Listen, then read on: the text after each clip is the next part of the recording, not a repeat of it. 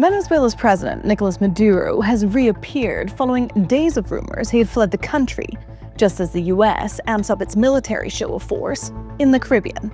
The tensions are sparking a wave of conflicting claims that it seems no one in Washington can even agree on. So, what's really behind Washington's pressure campaign? And why is Trump taking such an intense interest in Venezuela? Let's take a look at the facts.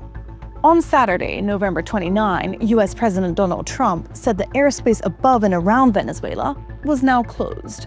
That got people wondering whether Trump was getting ready to go to war. But can he legally do that? Politicians on both sides of the aisle say he's threatened to bypass Congress's constitutional authority to declare war.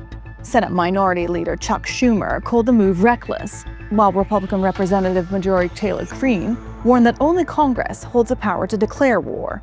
But that isn't the only claim drawing scrutiny. Defense Secretary Pete Hegseth defended the administration's deadly boat strikes in the Caribbean as legal, insisting every trafficker the US kills is affiliated with a designated terrorist organization. But there's one problem. No evidence has been presented that the people killed were drug traffickers, or even linked to terror groups.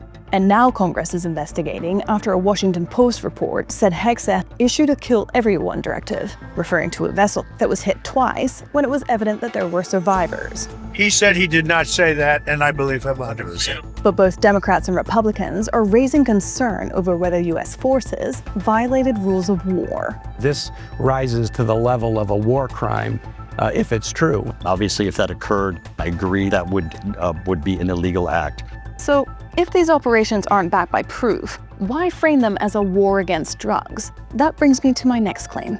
The White House insists the operation is about stopping narcotics flowing into the US, but Venezuela is not a major source of US-bound narcotics. The DEA and State Department data consistently identifies Mexico as a manufacturing hub for synthetic opioids.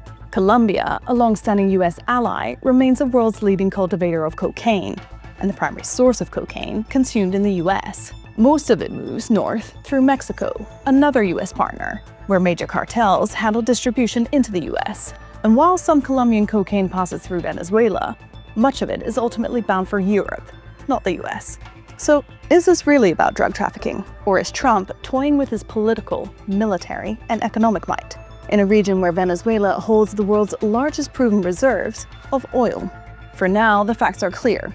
At least 83 people have been killed in boat strikes, where their involvement in narco-terrorism has not been publicly backed by proof. The claims driving US aggression are so far unsubstantiated, and the stakes for both countries are rising fast. And that is a fact.